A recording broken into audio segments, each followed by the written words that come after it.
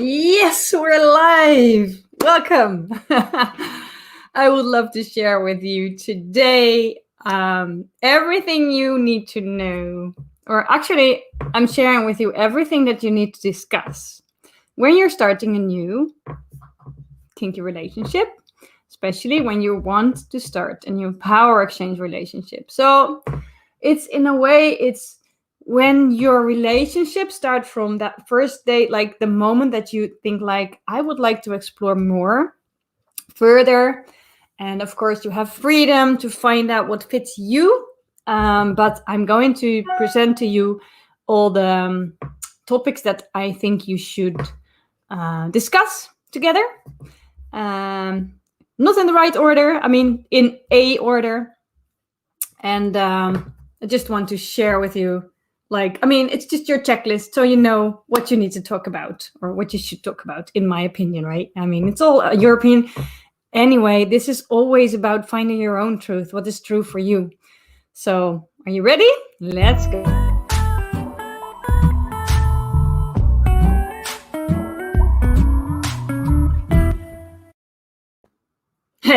So we're back. Did you see that video? Did you see that picture? It's a picture of me and my master. We love it. I used it as the thumbnail and YouTube took it down, so I hope they didn't see this one. Anyway, if they do, we'll see what happens. Well, introduction. Let's begin with who I am. Maybe that's handy. You probably know me. I'm Kinky Sam Jones. I use this name. It's an alter ego. It's not my real name. I'm using it because I really admired Samantha Jones from Sex and the City. She was really an example for me in how free she was and how she made her own decisions on what sex was for her. And that was really inspiring. So I thought I'd use that one. I could have used Ruth Westheimer also. I mean, she's my other role model, but the point is that her name is a little bit hard to pronounce. I could have used Ruth, maybe. Maybe I'll change names, but I don't think so. I like this one, and I listen to Sam, so it happens. Anyway, I'm in a kinky relationship for 4 years, almost, with my master. It's a long-distance relationship, so in a way, I'm not very experienced in starting a power exchange dynamic from like that I'm starting power exchange dynamics all the time. I just did it once, but I think I have some valuable input for you. I think it's like, this is like common sense, but we often don't think about it. And I also think that most of the topics, except for really the power exchange in the bedroom and the power exchange dynamic in what kind of areas you want it, I think the other topics should also be discussed in vanilla couples as well. I never did that. And when I look back, I think I should have. We'll get into that. So, okay. And I do have a lot of experience with vanilla relationships. So, first of all, the mistake that most people, if you make a mistake in a relationship, is the fact that you are going too far, too fast without discussing it. And this is especially tricky when you want to play with bondage, tying each other up. You want to do something with power exchange, like bottoming and topping. If you want to play with pain, I mean, you're not exactly going to hit someone with your belt the moment that you start your relationship. It's a very good idea just to talk about it. And before you want to go to dive head over heels into power exchange, there's one crucial thing, and that is building up trust. To me, it's very important, but I think it's for a lot of people. You need to build up trust because you know what? If you're going into power exchange, there's two types of trust. I mean, the submissive needs to trust the dominant, right? That the dominant is going to take care of them, that they're knowing what they're doing, that they won't cross their limits. And if you just met someone, this is not something that you know up front, and it's something that you need to build up. And exactly for this, it's important just to take the pace, the time, and start building up trust. So if you think about it, what you can do to build up trust, and also what you need to have to trust someone else. And the point is, you cannot say, I build up trust as long as someone is not betraying me. There are things that you can do that actually build up trust. For instance, when you see that somebody listens to what you say, if you say that you really don't like to be tickled, and somebody tickles you by accident because something is tickly. I mean, there are certain parts of my body that are tickly, and I start to giggle, and there are two things that can happen. If we discussed it and I told him I'm not into tickling and I don't like it, and he is continuing, then he is crossing my line. That's not building trust. If he stops that moment and asks me if it's okay that I'm tickling, that's something that can build up trust, because he's not like immediately withdrawing, like, oh, I'm sorry, because that's not exactly what I need. What I need is that he is aware of what something is doing and that he's checking with me. This is for me very important in building up trust. My master does that all the time, and I really had to get used to it, that he was checking on me all the time. I was like, can you just continue? But that's not building up trust. He needs to build up trust also. I mean, it's for a submissive, it's about trust, but it's also for the dominant to build up trust, because he won't know if I'm able to use my safe words unless he tested that he did something that is not within my limits, or it's crossing my limits, and I use my safe words. Then he can see that I'm using the safe word. So he needs to be able to trust me. Also, he needs to trust me that I know my body, and sometimes maybe I don't. I mean, getting to know your body that's an art. It took me like about 40 years before I started to get to know my body. So it's not a weird thing that the dominant wants to take the time for that, and also build up trust with your physical, just to make sure that when he is playing with you, or she is playing with you, that they know how you are going to react. This is also part of being trust. And you know what? It doesn't matter how old you are. Even if you're 80, don't think that you lose time if you don't rush it. Enjoy the process. Enjoy playing together. Enjoy every step. I mean, if you dive immediately into having sex, you're missing so much of the whole spectrum, the whole palette that's in between the first kiss and, well, exploring each other. There's so much joy in that. And of course, I mean, if you already discussed it and stuff, you can still go there. But to me, and this is for everyone, is different, right? And I can imagine that it's different if you have a one-night stand. Then you're not gonna go over all these topics, and it's probably not very important that you're talking about what the interests you have, and do we have something in common? For instance, do we have the same political interests? I can imagine, but we're talking about power exchange dynamic, and this is power exchange dynamic. It's not just like topping and bottoming for one scene; it's for the longer term. By the way, this might also happen for friends with benefits, right? It's totally possible that you have a power exchange dynamic with a friend with benefit that's not your life partner. But it's also, if you have like really a power exchange dynamic, it will be for longer term. I think if you tell me there are people who have a power exchange dynamic for a night, maybe that's possible. It's very hard for me to understand that because I don't have the experience with it. But who am I to say that it's not possible and that it's not happening? It probably is. I mean, pretty much everything is happening. I'm not surprised with anything anymore. So if that's the case, you can just do the same action. The only thing that you do is probably that you take a little bit less time for each topic. I just gave a whole day of training about this, and I think it's wonderful if you're a couple and you're starting with a DS dynamic and you want to fill it in. Then all these steps are necessary, and you probably need to take like an hour or 2 hours. I mean, if you really go into the next topics that we're going to see, I'm going to show you. So a few things. Getting to know each other. It's also about find out if you fit. And you do that if you fit. This is about 3 things: values, goals, and interests. And then there is your preferred areas of power exchange.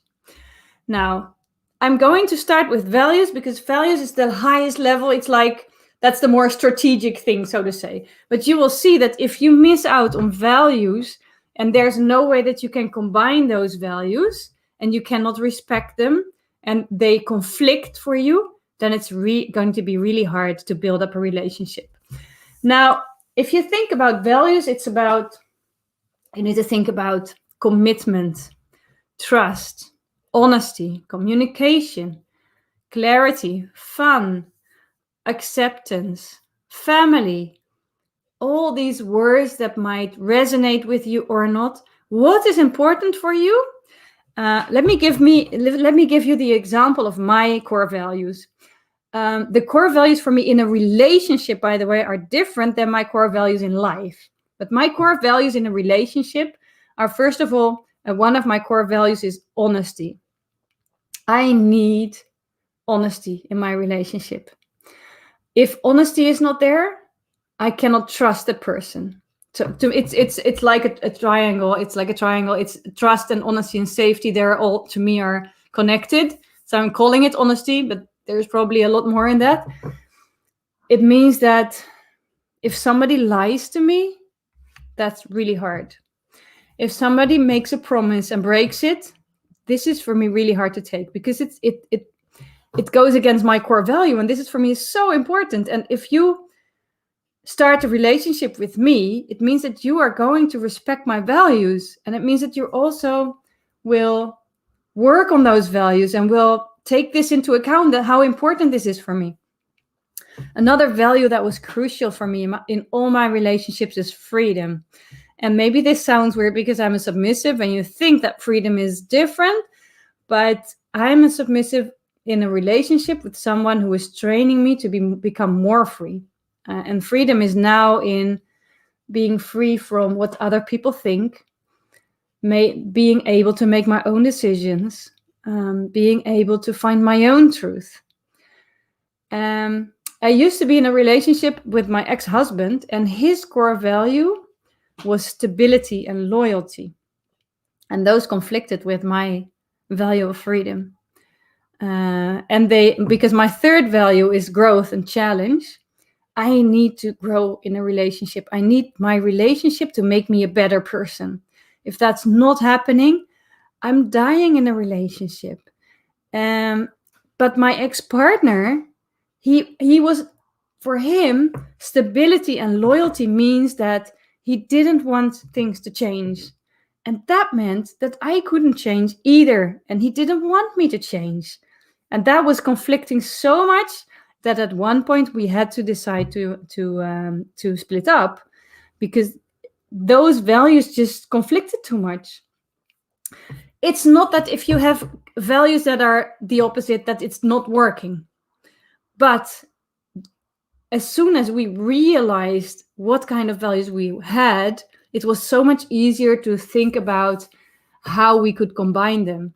And it also made clear why we struggled so much with our relationship. Our relationship was already at an end then, and it just made it clear. I think when we would have had this discussion and this finding out what our values were, if we would have done this at the beginning of our relationship, we would have had a better chance, because then we could have talked about it and see how we could make sure that we could help each other in striving to reach those values and to be able to actually live them in our relationship. Because then we could just have found help or do it alone. Well, anyway, just this is for me is, I think it's very crucial that you think about it. If you look on the internet, you can probably find a values list in the training of a day that is going. I made this into a whole day of training, and then you're getting a list with all the values that I know at least, and I just collected most of them. So you'll have an idea, and this is where you can start. But probably if you think about it, you might be able to come up with your own values as well. Okay, so the next topic that I think that you should discuss is goals. What do you have? What kind of goals do you have in your relationship? And now I'm talking about, for instance, I'm in a long distance relationship with someone. Is one of my goals to live together or not? For me, it's not. I have 2 little kids. For the coming 11 years, it's not my goal to have a relationship where I should live together. And you can imagine that if this is my goal, if this is not my goal, but it is the goal of my partner, and we're looking into, can we build up something for a long term? That's quite challenging. Now, how do you do that? How can you make sure that you can think about this? This is something that you will need to negotiate also, if this is okay with both of you. And things change, goals change, even values can change. Not so much as goals, but goals for sure change. Do you have a wish that you want? Do you want to have kids? This is important. Do you want to move to another country? Or do you want to stay forever? Are you taking care of a parent, and that parent is important for you? It's also, are you looking for a total power exchange relationship? Because do you want to submit completely? Or do you want to have a submissive who is submitting completely? This is also something that you need to discuss about. How far will you go in that? Now, the next one is very practical, and that's, it's totally possible if you have interests that are completely the opposite. You can still have a wonderful relationship. But, of course, it's very much fun to find out about each other's interest anyway. And also, if you're thinking about how to, it can be part of life, right? For instance, I have a friend, and he is a triathlete, and he doesn't do like the Olympic distance, but he does the long distances like Ironman and stuff. So it means that he trains a lot. He works out every day. He's either cycling, that takes a long time. Doing a bicycle ride for really actual training costs him at least half a day, or he's doing swimming, or he's doing running. One of those every day. And he's in a relationship with a partner, and they have 2 kids together. That's something that you should discuss up front, that this is very important for you, and that you will have to find a way. I had a partner with my ex-husband. He had a job, and he was very, and that was very intense. But his kids always went first, and I was I was an entrepreneur for almost my entire life, my working life, and to me, my business used to be more important than even my kids. I didn't know that when I didn't have kids, but I could have, I think. But even when we had kids, when kids come, things change. Goals can change. Values will change. You will see that even if you're that also like your priorities will change. So that's something that it might be a good idea to discuss everything again and to think about what you want to talk about together. So, but these are things that you can talk about. It political interests. Are you very active politically? I can imagine that if there is a COVID crisis and one of you is very much into vaccinating and the other one really doesn't want to vaccinate, you might have a challenge. And it's totally possible to live together, but wouldn't it be nice to know upfront, and you really don't have to let go of your potential partner if that's not in place. But if you know upfront what you're beginning with, then you know what type of topics you shouldn't discuss. Now, of course, that's what it's all about, right? Your preferred areas of power exchange. Power exchange can be in the bedroom, but there are so many other places in life where you can have power exchange. And there is a lot between total power exchange, in between total power exchange and power exchange only in the bedroom. We have a power exchange only in the bedroom, and it's because my master doesn't want to have any other power exchange except for the bedroom. I would like to have it a bit more in other areas of my life. Not that I want him to take all the decisions, but I want him to be able to interfere with it and to take over. For instance, I would love it if he would tell me what to eat and drink or what not to eat and drink. I think it would really help me in my well, I'm trying to live as healthy as possible, but sometimes I can just like I bought a bag of crisps for my kids for last week. My kids are not here, and the bag of crisps is gone. I would like it that I can't do that, and I wouldn't mind my master to play a role in that, but he's refusing to do that. He finds it's micromanagement. I think it also makes a difference because we're not living together, so it's also a lot harder for him to control it. But it's something that you need to talk about. What would you like to have in your power exchange relationship? And for sure, I mean, I told you already, if you're starting with a power exchange dynamic, don't start with all of the areas, but just pick one or two where you start. I think it's a good idea to start in the bedroom, but I mean, there are power exchange relationships that don't have anything to do with the bedroom, that they're just interested in the power exchange dynamic, and they love it when they have a dominant that take care of them and that really rules their life, and they just love to serve, but it doesn't have anything sexual. But if you start, just pick one, then at least pick one area that you want to play in. I would say start with the bedroom. It's fun. It's nice to try it out how you like it, especially when somebody is very vanilla. Then the concept of power exchange can be pretty scary. So then it might be interesting to see if you can do power exchange first in the bedroom and then see if you can make it anywhere else. Now, I'm just gonna assume that you want to have your power exchange in the bedroom. Then you have to talk about loves and limits in the bedroom. I have something for that. It's called a Kinks List. You can download it. I will add the links also in the video below. Download those. One is for dominants and one is for submissives. In the list, you have there's a list with kinks. These lists for kinks are for people who are already into kink. If you're having a partner who is vanilla, I would suggest first print out the list, make your own list of 30 and keep because there are also quite a few of them, the taboo ones on it, like playing with pee or blood play, and then maybe it might scare them away really hard. So then maybe you can just start like a little bit easier. And what you do with it is you have the list and you're going to sit together and you're going to discuss it.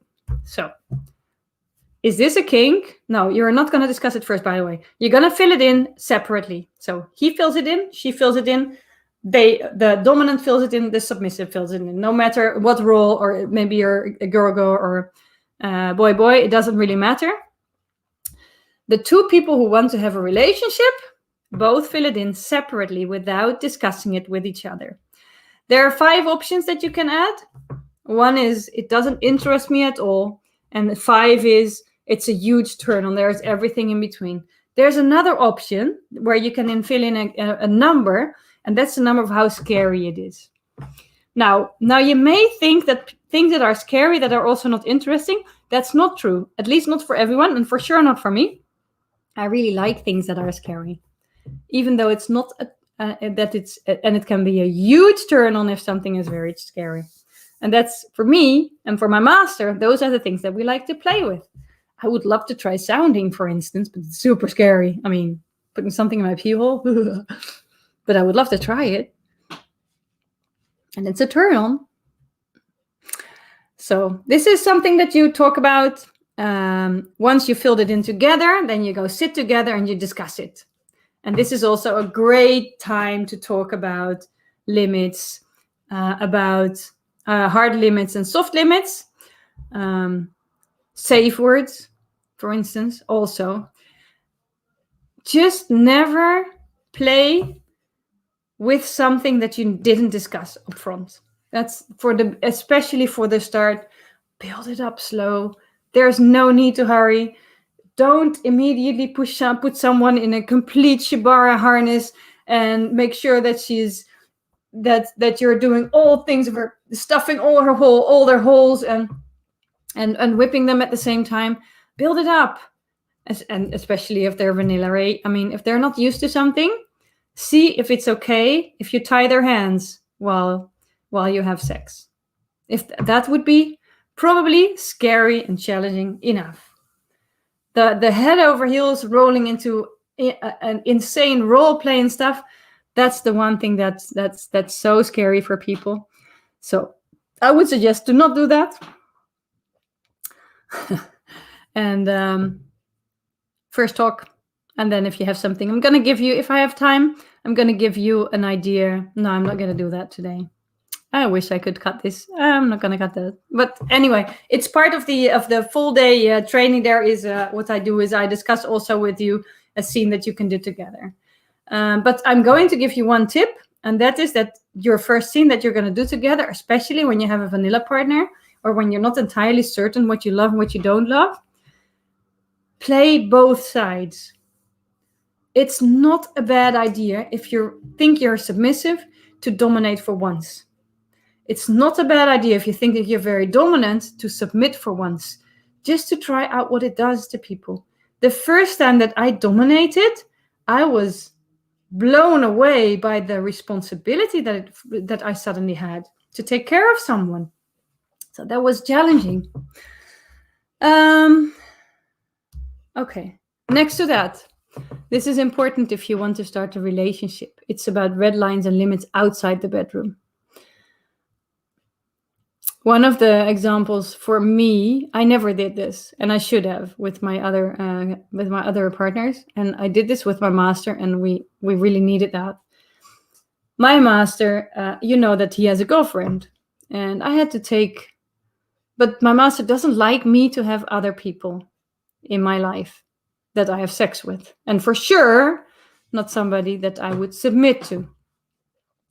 So it was something that we needed to discuss. So he made a list with what he wanted, and I made a list of what I wanted.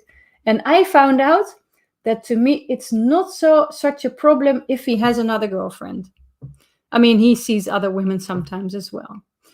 That's not the point for me. The point is that when he disappears from the earth and we're not in touch, that's a problem. If we can be in touch for like 30 minutes and we can just have a chat, then I'm totally fine. I just want to know that I still exist, that I'm important for him, that he hasn't forgotten about me. Just want to know that I just want to feel him in some way. I just want to connect. And then he can see other people and even have sex with them, I think. So far, because that was another thing that I said, what I want is that he tells me about it. I want to know. That if he had sex, I want him to tell me. I don't want to sit there wondering if he might have sex with someone. That would kill me. So this is what we agreed on.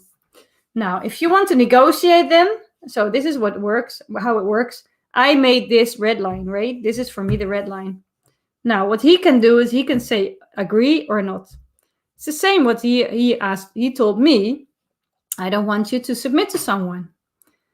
To someone else. I said, well, that's challenging. I have a BDSM YouTube channel, and sometimes I might just be willing to explore something. I mean, we don't do a lot of bondage. My master's not really into it.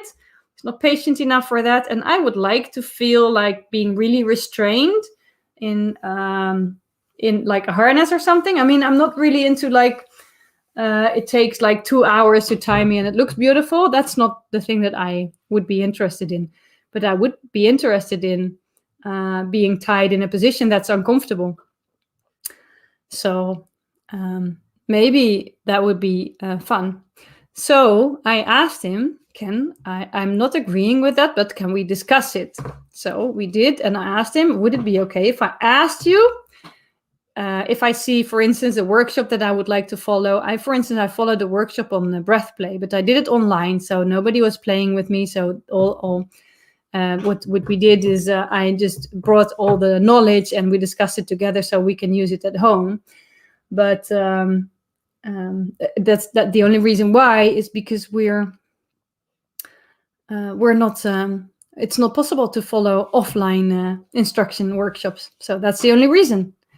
If it would be, then I would probably have preferred to go to a live session, and I would have to ask for permission from him, and then he can give it or not. What he said to me, though, is that it's totally fine if I go to a session like that if I'm in a dominant role.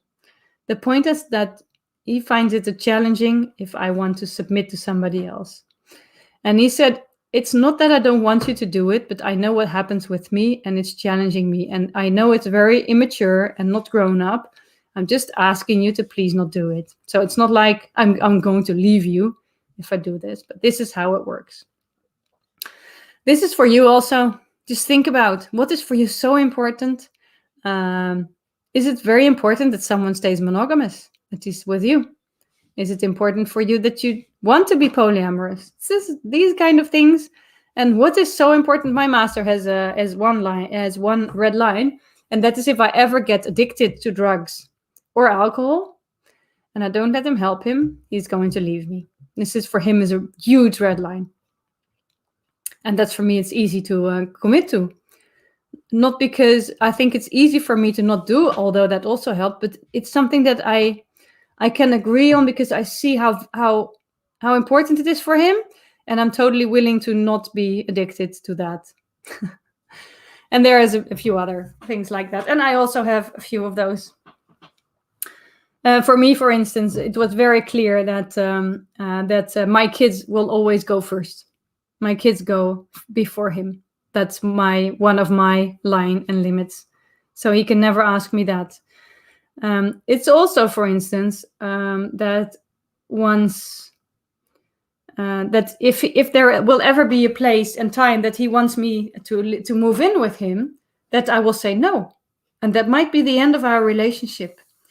So we both know that, and we both really hope that his girlfriend will stay with him, because then there is no need for him. But he just wants someone to live in his house. And he prefers that I would also live in his house, but his girlfriend is not very happy with that. And I would also not be willing to do that for now. Now, this is an extra one, areas of growth. It's for the submissive. And this is something that you can do when you're a little bit further into your power exchange relationship. And this is areas of growth on personal level. For instance, do you want to change your health? Do you want to be more persistent? Do you want to be more assertive? Do you want to have more self-confidence? All those are areas of growth that you're submissive, that as a dominant, you could help your submissive in. And it's wonderful if you discuss it. It's something that you can think of when you are going to create rituals, rules, and routines. I'm going into that. Because, of course, that's the next part. The first half is what you're going to discuss. And now we're going into how can you create an actual power exchange relationship? What are your tools? Except for scenes, because, of course, you can do scenes and protocols. Now, the most important thing, take your time. There is no need to rush into it. Just take your time, enjoy the process. And dare to, if you want to be vulnerable and honest, which are crucial, I think, for a powerful power exchange dynamic, which is built on trust, you need to take your time. Don't rush. Take your time, step by step, and you'll get there. And there is so much to play with already in the beginning. There's no need to over-rush it. Now, there are 3 things that you can do. 4 things, actually. Scenes is one. Creating assignments, rules, and rituals. Yes, rules and rituals are 2 different things.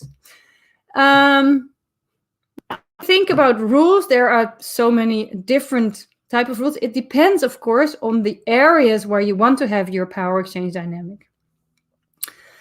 Well, I'm just going to assume that in the beginning, when you're starting, you're not living together. But you can probably come up with rules that might be interesting for you if you are living together. For instance, I'm just going to give you a few rules as a few examples. My longest rule that I have since the beginning is journaling. I have to report every day to my master, just sending him a report. I'm writing my journal, and it's for him to read. Well, sometimes we talk with each other, and then I don't have to journal because then we talk. But the day that I'm not talking with him, I have to journal. So this is the way that we communicate.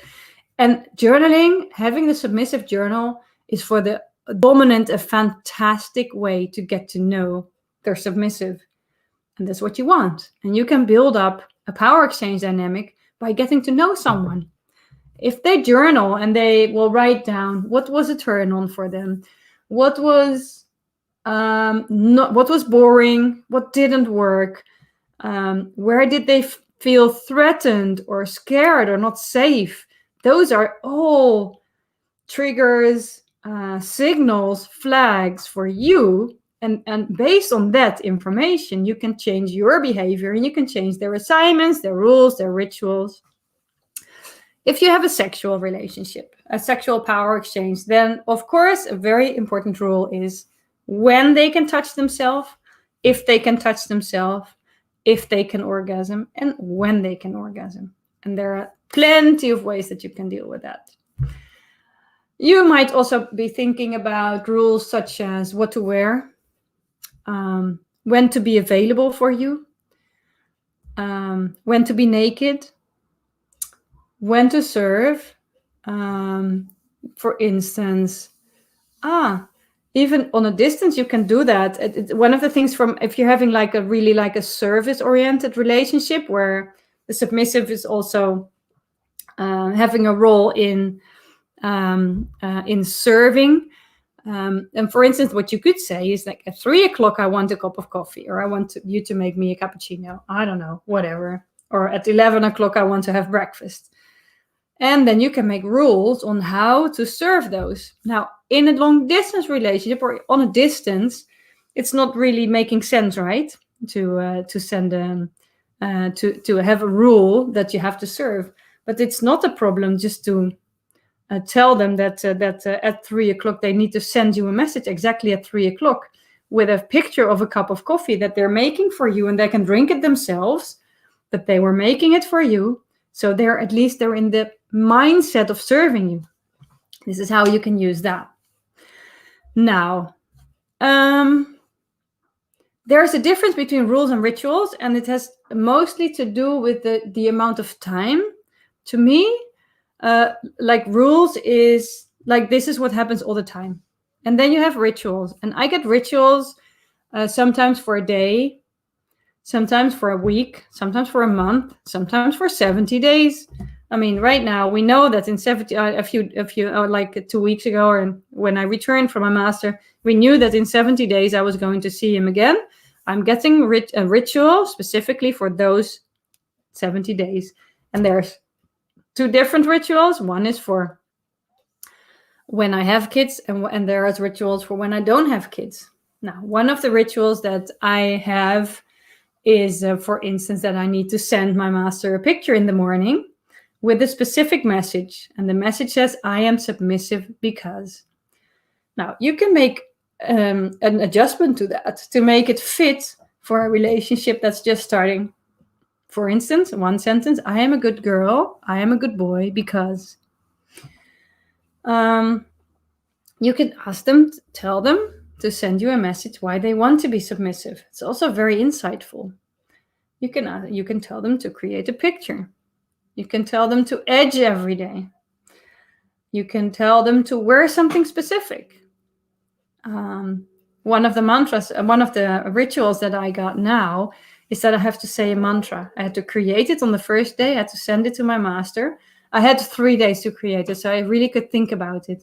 And now that I have the mantra, I have to say it every morning when I wake up and every night before I go to sleep, 5 minutes long. This is what I'm saying.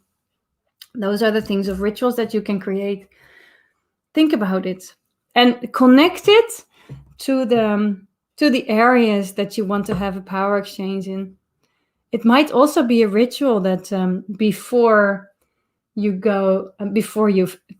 go to bed, you sit on your knees for a minute and you just picture yourself serving your master or your dominant. That kind of stuff. It's all for us. It's very important that whatever ritual, rule, or assignment we make, there's a purpose connected to it. And purposes can be feeling connected, feeling obedient, feeling submission, deepening submission. It can be physical connection. It can be getting to know each other. And this is fantastic for assignments. Now we're going to let's go into the assignments. Whenever you're creating an assignment, think about what you want to achieve with it and what you want to give them. You have the list of kinks, and that will give you a lot of inspiration, hopefully, on how to create assignments. And based on what you want to know or what you want to give them, this is the type of assignments that you give. There is a type of assignment that I think is very important, especially in the beginning, and that is getting to know your submissive. Besides the journaling, that's not really an assignment, but what I said is a rule. Let them fantasize, because that will give you a lot of insight in what they find exciting, what kind of scenes they would love, what is a turn on for them. Sorry. And the other one is let them watch porn. Now, I know porn is not a good resource if you want to learn how to do stuff, but it's definitely a good resource if you want to know what turns you on. And sometimes it can give you very interesting insights. So one of the things that my master likes to do is he gives me an assignment and he sends me a video and he tells me, watch this video, and I want you to write down exactly when something is turning you on. So for instance, he's sending me a message. So usually it's a compilation message with a lot of different things that happen. And I have to tell them what is interesting and what is not. What is a turn on? When am I bored? When do I feel the need to wind forward and to skip a piece, for instance.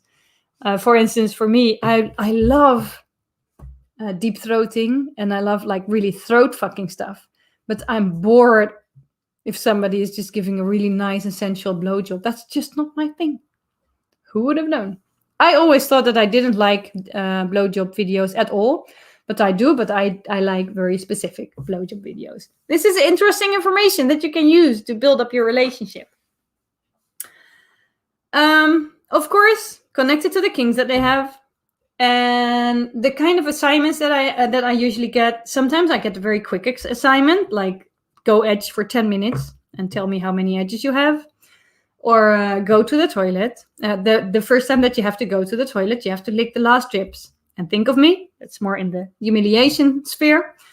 And sometimes it's fun to make assignments with games. So think about if you can create a board game. There's Wheels of Fortune, dice, cards. Where I have like a library with I think 200 different games. They're mainly for masochists though, but they're so much fun. There's so much to learn from that. So, but it depends. I mean, if you're submissive as a masochist, there is plenty of stuff that you can play with pain. But if she's not a masochist, then you have to find out other stuff. But then, for instance, and just take this into account, you're starting and you want to get to know them.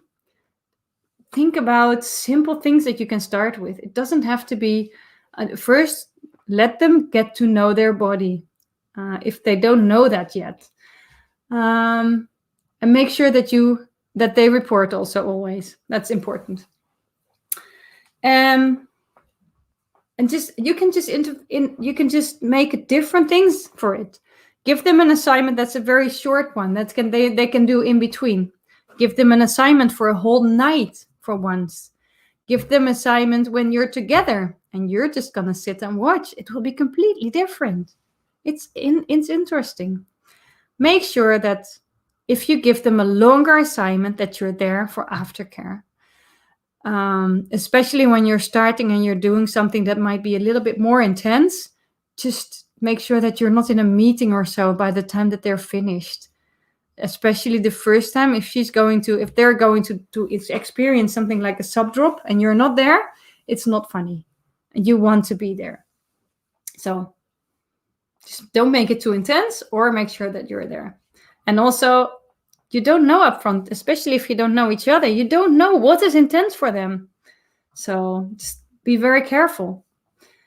Always play within the limits that they gave you. Don't push it, and start slow, build up slow. That's so important. Now, The first time that you're going to do a scene together, make sure that you know that you discuss what you have planned as a dominant. It's always a good idea. Make sure that you have something planned. It's going to increase the quality of your playtime. And discuss what you want to plan, because sometimes they might not be into it, or they're scared, or they just say like, I prefer not to do that now. It's totally okay.